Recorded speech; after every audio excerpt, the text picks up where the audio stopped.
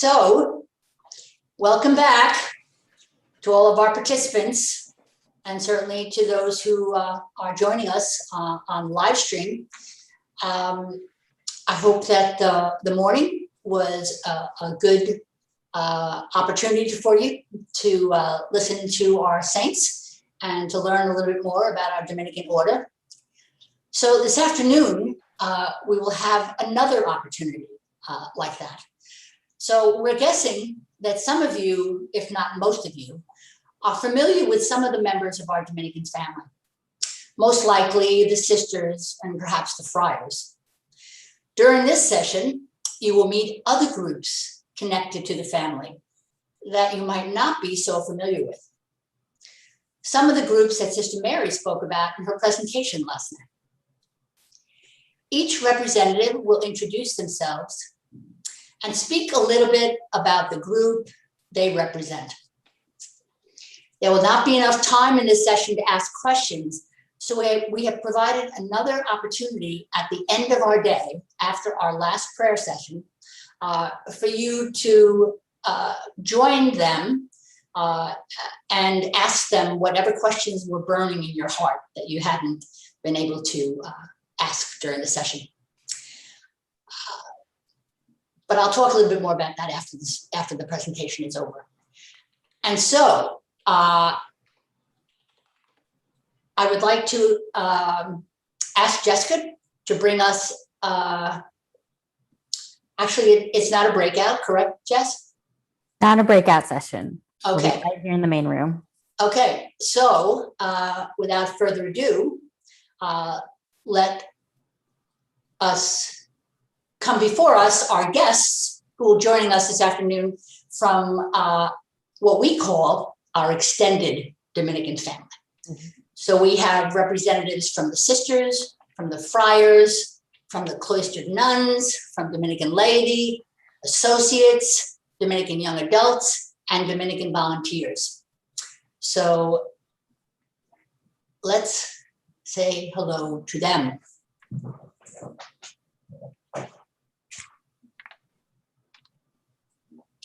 So welcome, all of you.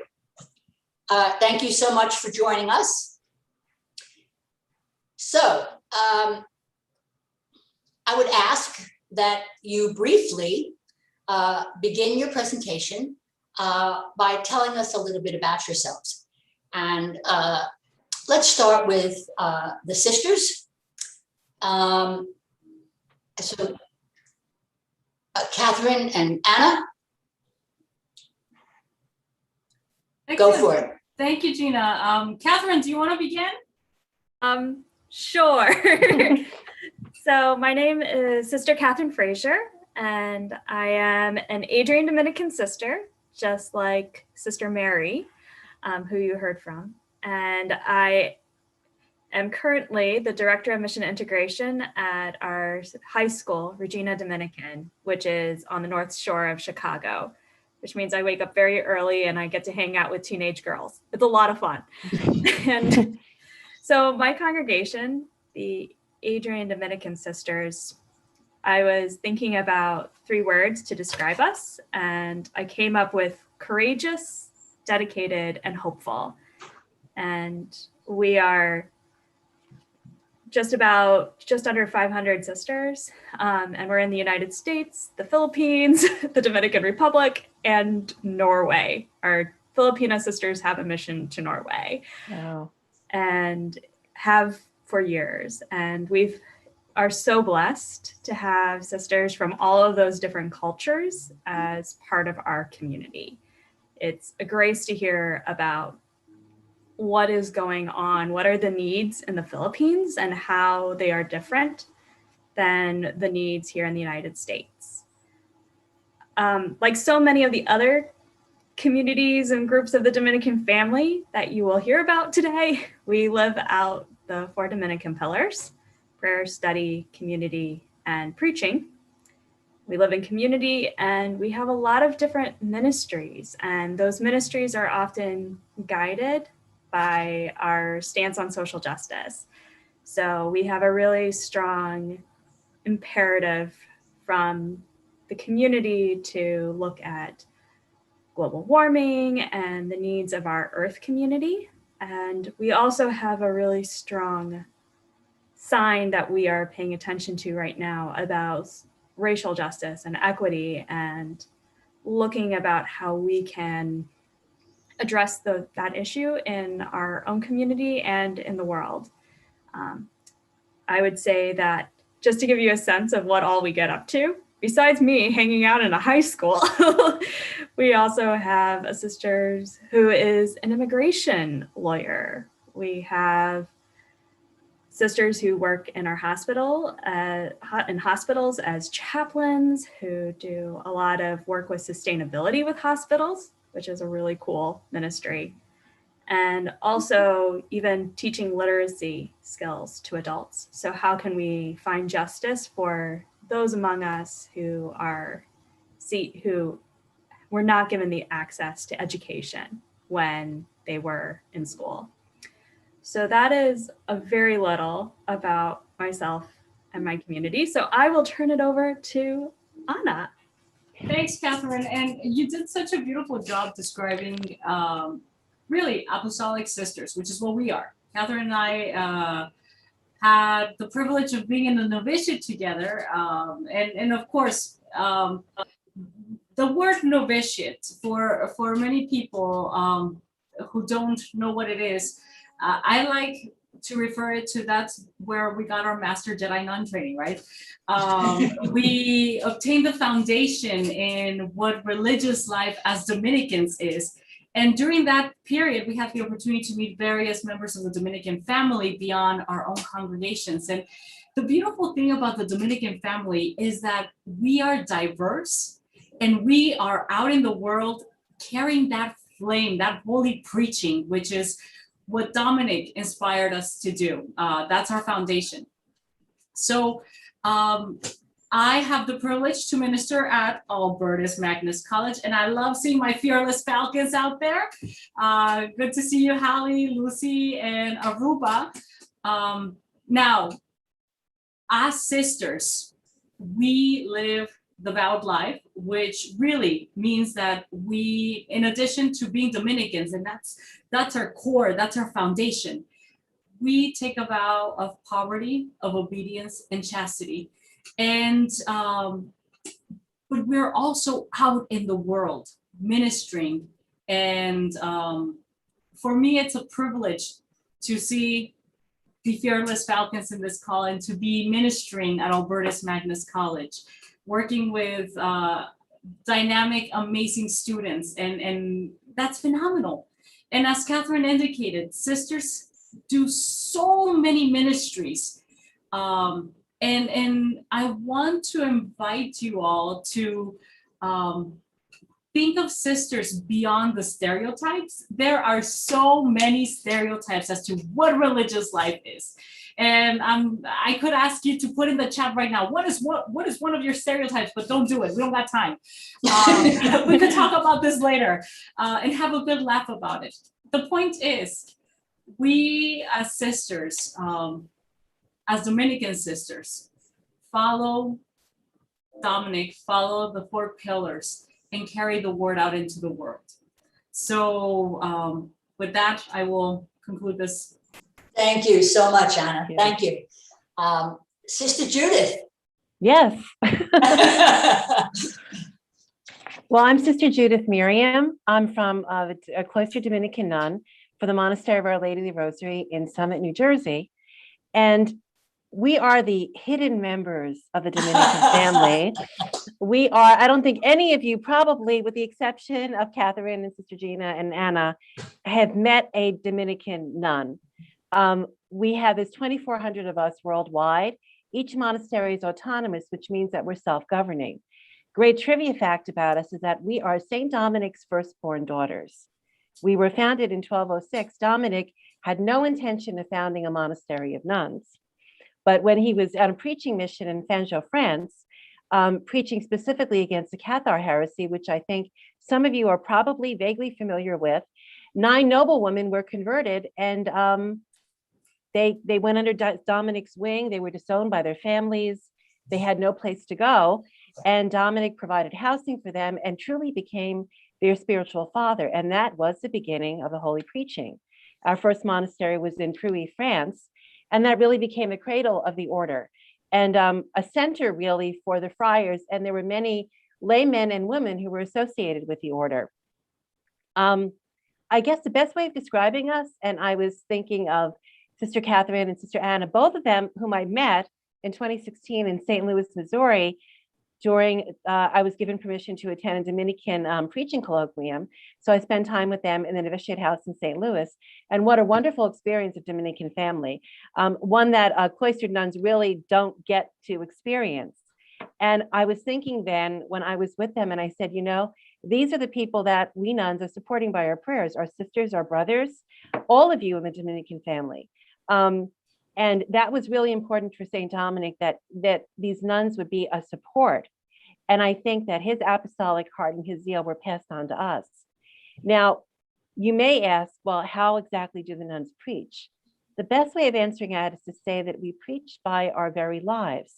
There's a great quote from our constitutions. The nuns listen to the word, celebrate it, and keep it in their hearts. And in this way, proclaim the gospel of God by the example of their lives. By our celebration of a liturgy, private prayer, Sister Katherine and Sister Anna mentioned the vows, which we also take. One thing which is the study of sacred truth is very important to us, the 4 pillars, again, of Dominican life. But we also have what's called enclosure, which is kind of strange countercultural thing people don't understand about our life. This indicates our withdrawal from the world. And paradoxically, in doing that, we become even closer to the needs of the world through our prayers. So this is our sacred space and our way to meet God and to also meet our brothers and sisters in prayer. And the Lord still calls young women to our way of life. Our monastery currently has 19 members, and we have 2 young women who will be entering our monastery in August and September. So we're very, very blessed, and I'm always so excited to meet them and to pass on the charism of our life.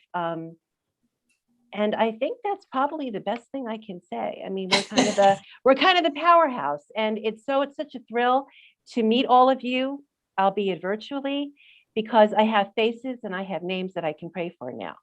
And that's the important thing. So I'm really honored to be here. Thank you so much. Thank you so much. You're welcome. So let me introduce, or let me ask Kaitlyn to speak next. Hi, everyone. I'm Kaitlyn Tashjian.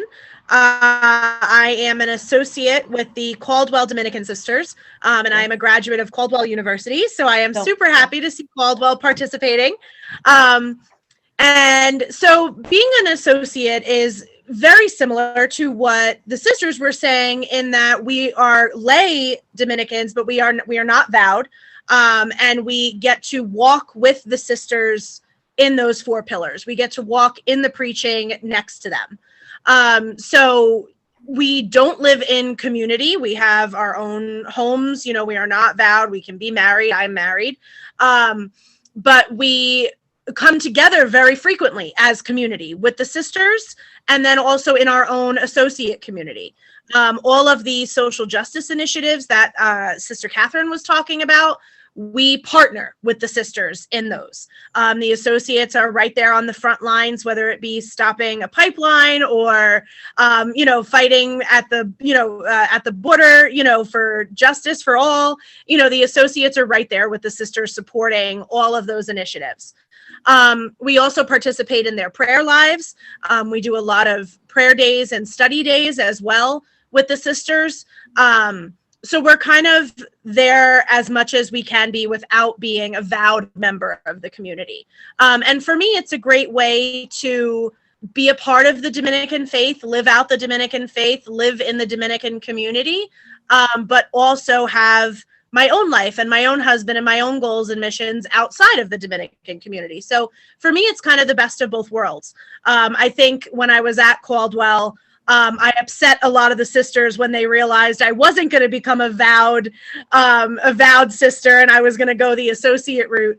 But it was definitely a wonderful choice for me. And it was a great way for me to pursue other goals while also staying super connected to the Dominican community. So I'll talk a little bit more about that journey later in some of the following questions. Thank you, Kaitlyn.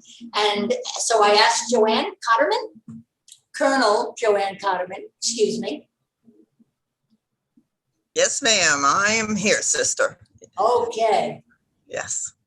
I'm a lay Dominican, and we are an organization of lay people who have been with the order since the nuns were there. They were our mothers, basically, but there were a lot of lay people at the same time that were with Dominic.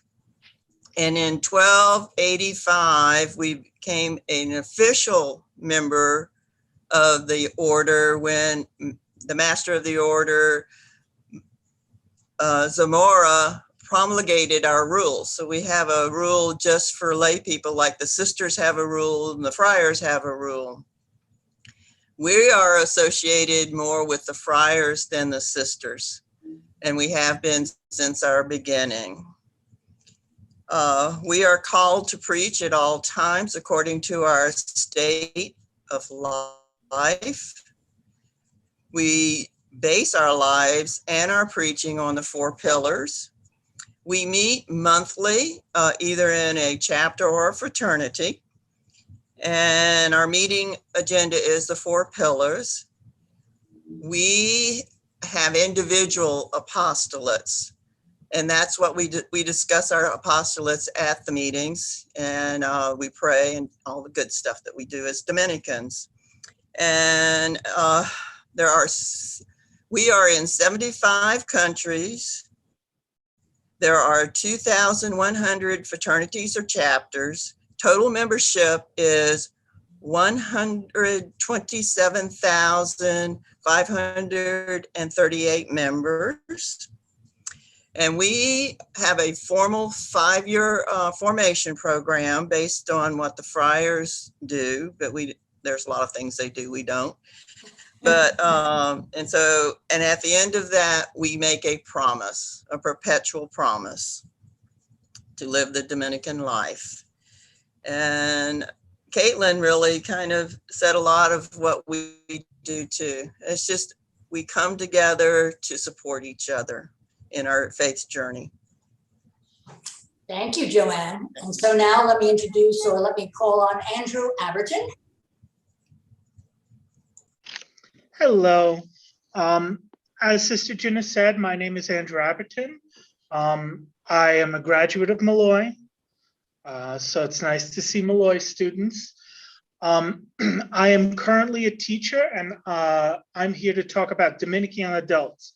Dominican young adults is probably the newest branch of the family. It is a group of young adults from 18 to 35, or youngish. Some of us, we start in college. A lot of the chapters are through colleges. And as the students get older, we include alumni, we partner with sisters. And as everybody's been saying, we live out the 4 pillars with our life. We preach with our lives. There are different chapters all over the country. It is also an international movement in over 26 countries around the world. They have gatherings every 3 years where young adults from all over the world can come together and kind of share this bond that we have that goes past language, that goes past specifics, but that bond of being part of the Dominican family. It's part of our Catholic faith, and for Dominican young adults, it is really, for a lot of students, I mean, personally for myself, it was an amazing opportunity. When you leave high school, you go into college, a lot of times your faith is tested. You have to find a new church, you move somewhere else. So DYA was really a grounding for me, and was a group of like-minded individuals where we can share our spirituality, we can share our faith, we do service projects, we meet our chapter, the Malloy chapter, meets once a month, but some chapters meet once a week or twice a month. It depends on the chapter, and it depends on who's in it. It can really drive the way you're looking to deepen your spirituality and deepen that Dominican charism. We do not take vows. We are very much similar in that way to the associates. We do have a commitment it's a year-long commitment. And we are really, our Malloy chapter, again, I'm talking about because that's the one I know. We are closely associated with the Sisters of Amityville. We do a lot with the sisters. Many of the sisters come to our prayer groups. This year, we are focusing on contemplative sitting and being part of that contemplation and sharing with others what we've gotten from that time where we spend with God. We also have study components, and that's determined by the chapters.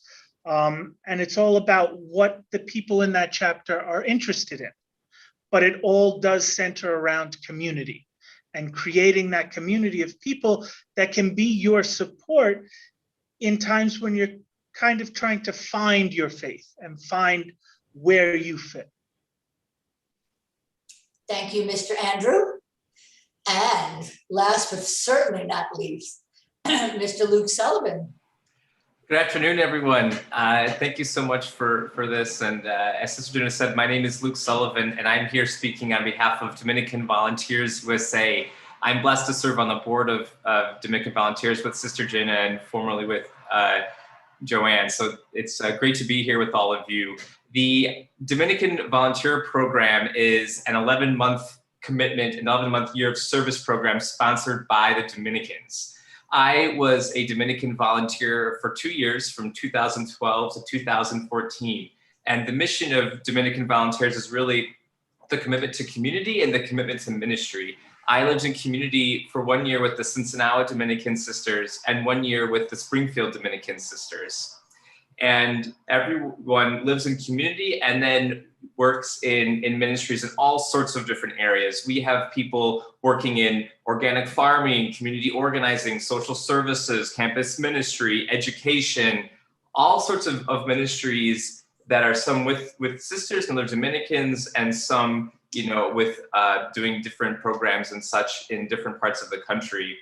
And for me, the sort of core of it is at the heart of ministry is relationships. That to me is the essence of what I think Dominican life is all about, but especially what Dominican Volunteers is about. And it was so impactful for me because I got to know the sisters, live with the sisters in a completely different way. I went to college at the University of Michigan, and they were Dominican sisters, Grand Rapids Dominicans in campus ministry. But to see what it was like to live in a day-to-day life, what it was like eating ice cream together and breaking bread together and watching TV together and ministering together and coming back and having that intentional experience was transformational for me. I came to Chicago for a 1-year internship, and 9 years later, I still work where I was an intern. And so to say that Dominican Volunteers changed my life is an understatement. So I feel very strongly about the program. It was life-changing for me and for so many others. I got to learn from the sisters what community really meant, and I got to learn what ministry really meant. And I just was so struck by that. And it's the kind of thing where the few years gone by, the more you learn, the more lessons you kind of learn and reflect on from that experience. And this year I'm blessed because I actually live with 2 current Dominican volunteers this year in our community that we call the Dominic Inn. So you'll have to try to figure out how we got that name. But it's really just been so wonderful to kind of be in the reverse role too, to live and to walk with current Dominican volunteers this year. So I feel very strongly about the program. I think you ask, any of the folks who were Dominican volunteers and they'll tell you the same thing, just how important it was for them and how transformational it was for them. And again, it's sort of this year of service, 11-month program living out Dominican values in community with Dominicans. So any college seniors out there that haven't decided what they want to do, you still have time to apply to the program for this coming year. Thank you, Luke. So let me pose this first question to all of you. So you all spoke so highly of the Dominican order and your connections. The question is, how were you introduced to the order? So Katherine, you can start us, please. Alrighty then, I will unmute myself to do so. So I never knew a Dominican sister at all when I was growing up. There were no Dominicans around Fort Wayne, Indiana when I was growing up there. And I never met a Dominican until I was discerning religious life. And I first found the Dominicans when I did something called the Vision Vocation quiz. And you can go online and you can find it. This is my promotion for Vision. It's a great organization. And they matched me with my 100 or so congregational closest matches, and I got a lot of emails. So I started going through all of those, and I actually ran across the Dominican Sisters of Peace, so Anna's community. And that was actually my first introduction to the Dominican spirituality, the Dominican charism. And I would say that there's so many different varieties of Dominican-ness from all of the sisters. We're like a table with like different kinds of food on it. And like one congregation might be chocolate ice cream, which is wonderful. I love chocolate ice cream, but it's part of the meal. So it was how I think that what process was about finding out which variety of Dominicanness was really the best fit for me. Great, thank you so much, Katherine. Anna. I met the Dominican sisters. So I'm from El Paso, Texas, and I was not aware that some women whom I had interacted with were Dominican sisters. I just knew them as sister, right? So I went off to school. I did my bachelor's at Loyola University in New Orleans, and that's where I met the Dominican Sisters of St. Mary. I see JoAnn. Yes, New Orleans. I love that city. So that's where I met the Dominican sisters. And that's where the seed for my vocation was really planted. Wonderful. Thank you. Sister Judith, I can't wait to hear this. This is the story. Well, I'm a product of the Catholic school system, and I was taught by Felician sisters. I knew vaguely about St. Dominic. My father's cousin, some of you sisters may know her, have heard of her, Sister JoAnn Benesky. She's a distant cousin. She was in charge of fundraising for Newburgh for a while, but I've never met her. We've corresponded back and forth. So I had a vague thing. So I read Story of a Soul when I was St. Teresa's autobiography, when I was about 10 or 11 years old. And I decided I wanted to become a contemplative nun. So I wrote to all these different contemplative monasteries, including the Dominicans. I found there was an advertisement in our archdiocesan newspaper. This is all before the websites and internet.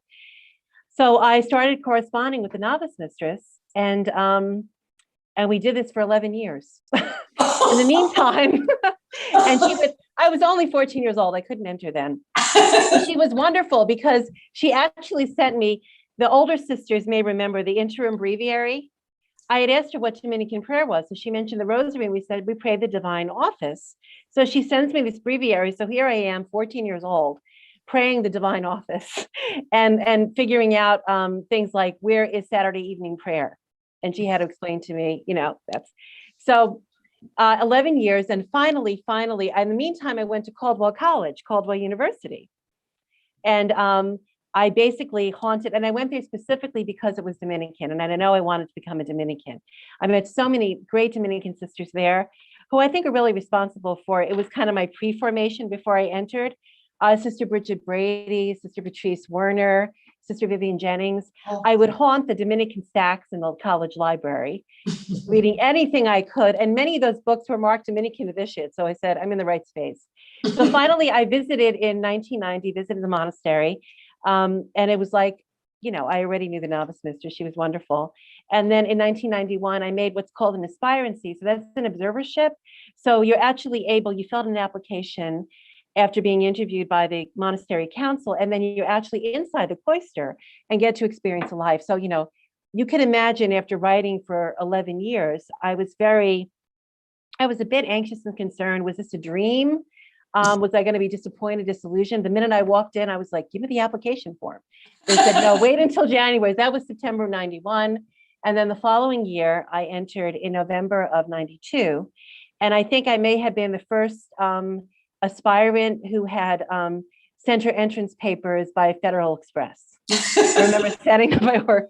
So yeah, so I've been here since, but that was kind of the genesis of my Dominican vocation. I love St. Therese dearly, but he didn't call me. It was interesting, Katherine and Anna, how the Lord draws you, and all the sisters here and everyone else, how he draws you to a particular community. And I was attracted to the Carmelites, but then I said the Dominicans, wow. And this one book that a sister had sent me was done by our then Nuns conference. And it was a collection, it was called One Might and Heart in God. And it was different sisters from all different monasteries writing about different aspects of our life. And I was so impressed by that, and so impressed by their unity of vision. And by, I would say, the apostolic thrust of the Dominican nuns, which is really important to me. And so I think I'm in the right place, and I found the right fit. So thanks be to God. I celebrated my Silver Jubilee 25 years profession last year. So that was a great blessing. Yeah, thank you. And I love the Caldwell Dominicans, and I'm always bumping into them. So that's great. And they were at my Sister Patrice and Sister Vivian, Sister Bridget were all in my first profession and my solemn profession. Oh, and I bumped into Sister Patrice at the eye doctor like last month. This happen all the time. Anyway, so that's basically my story of how I met the Dominicans. Thank you so much. You're welcome. Kaitlyn. So my story with the Dominican order has very much ebb and flowed. I truly feel that Dominic and Katherine have weaved their way into literally every faction of my life, every area of my life. So I started as an undergraduate at Caldwell University, then college. But through their campus ministry program, through meeting the sisters who are my professors, many of which Sister Judith mentioned, those are women who are near and dear to my heart. Through their campus ministry program, I became one of you guys. I came to the National College Preaching and Action Conference, and it was a experience that completely changed my life. It 100% sparked a fire within me to do more, to research more about the Dominican faith, to interact with these women and men who were part of this order already, to maintain connections. And so I graduated from Caldwell after this amazing experience with the conference to become a teacher. I majored in secondary education, and I went to a local Catholic school that I had no idea had Dominican roots at the time. There were no more Dominican sisters at the school. But the interim principal, who was only there for a couple months to fill an empty spot, happened to be the chair of the Caldwell Dominican Associates at the time. And in my contract review, we just happened to get talking, and she said, I think you would be an amazing associate. And I said, what associate to what? What are you talking about that? And she introduced me to the associates. And it was a great way for me to reconnect back to my Caldwell Dominican sisters, who I had been longing to be back with since I graduated from college. And then as I went home and I talked to my mom about it, my mother is also a graduate of St. Dominic Academy in Jersey City. She went there for high school. And my sister was currently a student at Caldwell College as well. So all three of us became associates together with Caldwell Dominican sisters. So it became a family affair. And lo and behold, my Dominican journey was not done. I became an associate. I ended up going back for my master's, and now I am the director of guidance at one of our sponsored institutions, Lacordaire Academy in Montclair. So I am mission designee. I am the campus minister here. I'm the director of guidance here. And Dominic and Katherine definitely weren't done after making me an associate. So like I said, it's when you become part of this community and you give your heart over to the Dominican way of life and the way of preaching, it makes a path for you. It finds a way. You know, I found myself in Fangeau on an immersion trip with the sisters, with the Caldwell Dominicans. You know, so all of these opportunities come to you when you open your heart and you realize you're in the right place. So that's just kind of how my whole life has been taken over by the Dominican order, and it's the best place to be. As it should be, as it should be. Yes. JoAnn.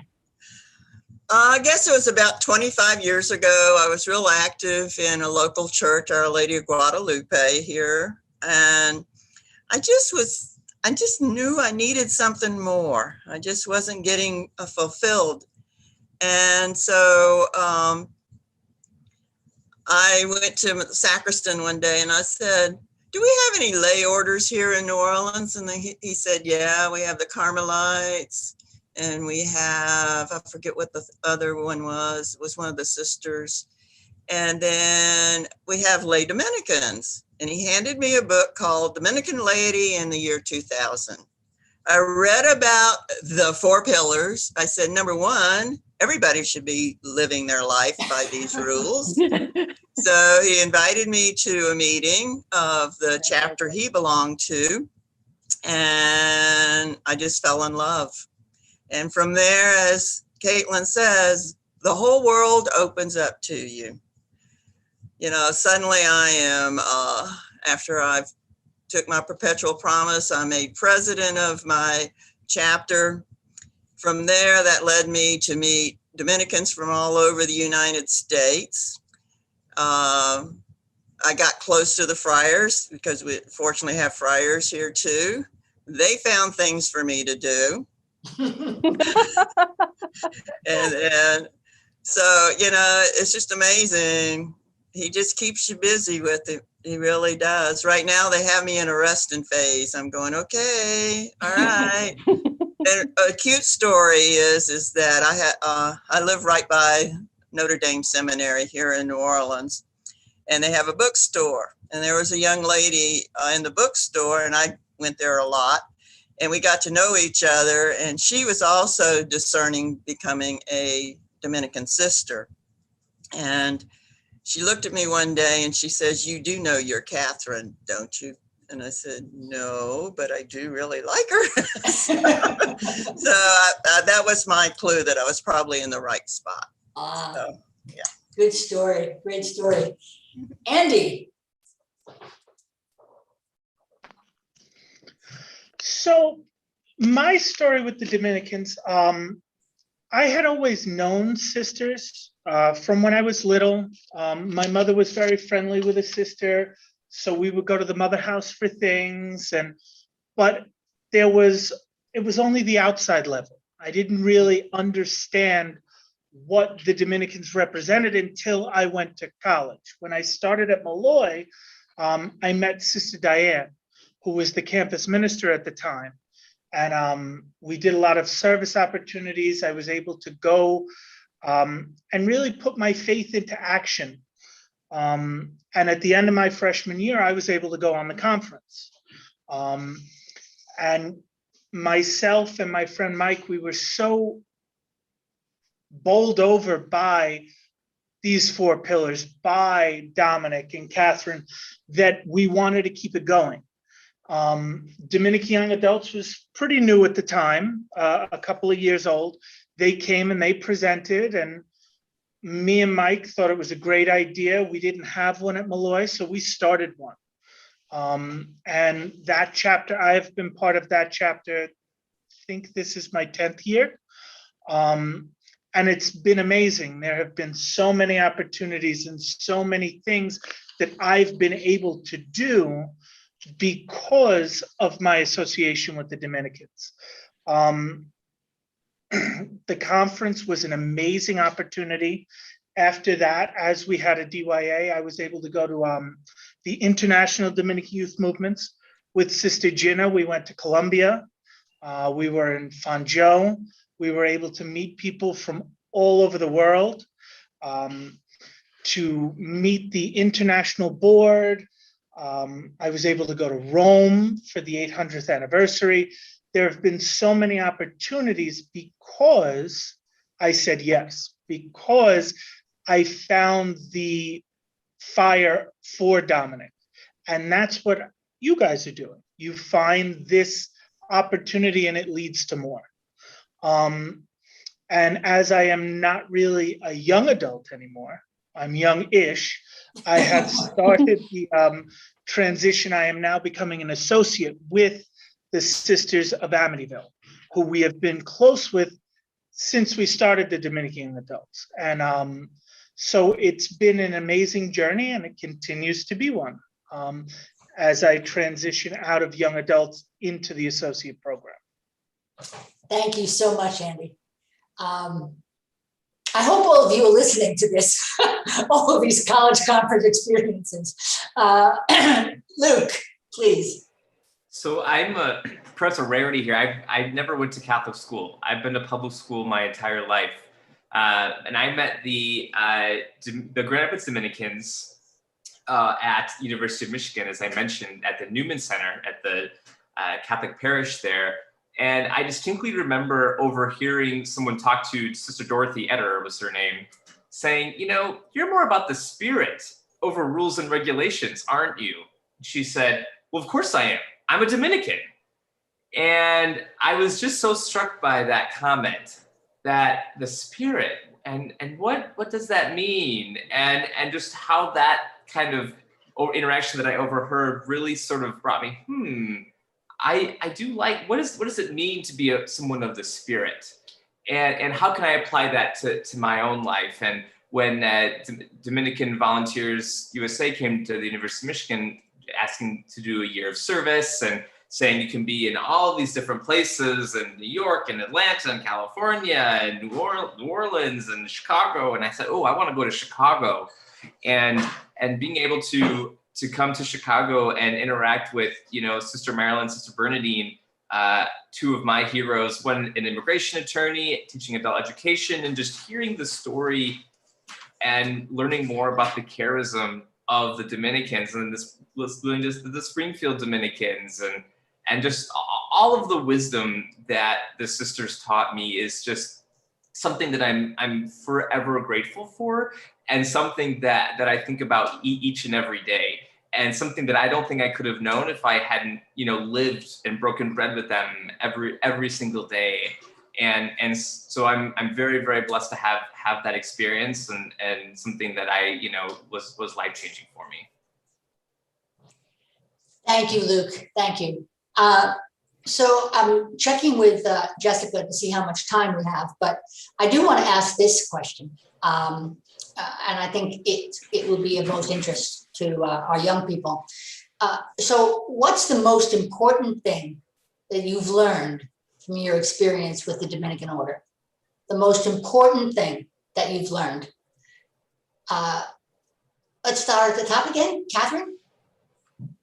Thanks for putting me on the spot again. So, gosh, I feel torn because there's like two things going on in my heart here. Like definitely the gift of really seeing how Dominican life is being lived out in so many different places, in so many different cultures. And that really is a gift to know that it's something that is so universal and so shared around the world. But the other thing that's on my heart is that it is a way of doing my preaching, of doing my ministry in the world. And I have been reflecting on my ministry at Regina Dominican High School and how being a Dominican has opened me up to the lives of my students so much. and what a gift it has been to be part of their lives and introduce them to how wonderful the Dominican world can be, and to really encourage them in that spirit of Veritas. And we talk a lot about how Veritas at the high school is really so much about being the person that God calls you to be and not being ashamed of who you are. And it's such a privilege to give that gift to the teenage girls I work with every day. Thank you, Katherine. So I don't want to put a clamp on this, but we don't have a lot of time. But I do want to hear from each one of you. So Anna, could you briefly? Ma'am, so once again, Dominican life is so rich, but if I would have to say one thing, I would say the value of community. Prior to entering religious life, I was very much embracing the take care of number one, and I gotta, it's all about me. And that is so toxic. The community, as Dominicans, we realize that we are dependent of others. We see the divine in those we are among, and others see the divine in us. So there's this relationship. And I would say that would be the biggest lesson in learning. Thank you, Anna. Thank you so much. Sister Judith. Yes. Well, I would say very briefly as I can, that one of the great gifts that Dominic gave us was the universality of the order and also the unity of it. I remember being so impressed. We have a nun study program that originated. It was 2 weeks of studies at the House of Studies in Washington, D.C. in the middle of July, which was wonderful. It was not air conditioned at that point, so that was my penance. But I remember meeting friars from all over the world, Colombia, Poland, Germany, and no introductions necessary. You're my sister, you're my brother. And it was so, and I had the same experience when I went to St. Louis and met Sister Katherine and Sister Anna. It was wonderful. And I think that's so important in our world today because we're so torn apart. And I was thinking of I think Sister Bridget Brady told me this, when you met one Dominican, you've met one Dominican. We're a bunch of characters. St. Catherine of Siena describes us. We keep on mentioning Catherine. She's listening, I know. The broad, joyous garden of St. Dominic. So we're all different. We have this wonderful diversity, but also this precious unity in the middle of that, which binds us together. And that's really the gift of St. Dominic. The order has never been fragmented, not to mention the Franciscans, but the order has never been fragmented. And that's a great gift, Thank you, Judith. And let's go to Kaitlyn. I think what I've learned most throughout my journey with the Dominican order is, like Dominic, meeting the needs of our time and meeting people and preaching to people where they are. Dominic traveled and preached. People didn't go to him to hear him. He went to the people and met them where they were and connected where they were. And I think that's what the associates do best, is because we are part of the community, but we're also not vowed. We are out in the world in our own families, in our own social groups, in our occupations, meeting people where they are and preaching and living the Dominican life in those spaces. So for me, being able to interact with my students, being able to interact with the parents, being able to interact with my family community, and all my other communities as an associate, I can meet all these people and preach with them in their space. So that's central to, I think, being an associate and being a Dominican overall. Thank you, Kaitlyn. Let's go to JoAnn. Yeah, mine is the fact that I can be who I am, and people encourage me along the way to develop in different areas, and the fact that the family is there to support me every step of the way, and and the unity and the joy. Thank you, Jo. Mm-hmm. Andy, are you still there? Okay, we're going to go to Luke. I am. Oh, go ahead, Andy. Go ahead, Andy. I had to move. My battery was dying. So The big takeaway for me with the Dominicans is that my actions matter. What I do makes a difference. The connections I've made, the people I know, I can bring that compassion to what I'm doing, to teaching, it doesn't have to be vowed, non-vowed. As a Dominican, you bring that vocation wherever you go.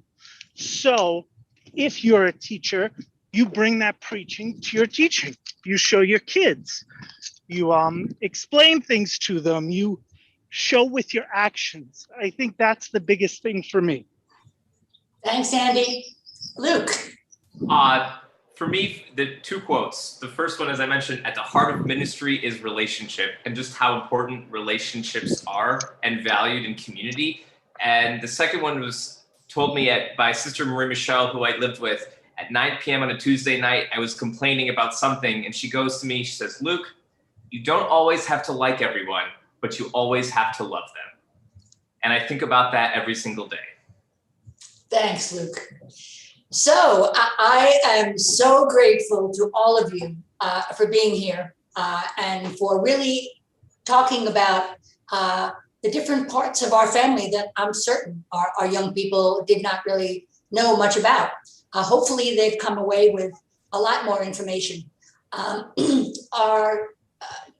After our last session today, there will be an opportunity for the young people to gather with you again at about 5:10 or so this evening. That's Eastern Standard Time, so you can go with your own time. And I'm hoping that they'll come with lots of questions, okay? But I am so grateful for your presence with us today. And so, young people, what do you think, huh? You think? A little, thank you.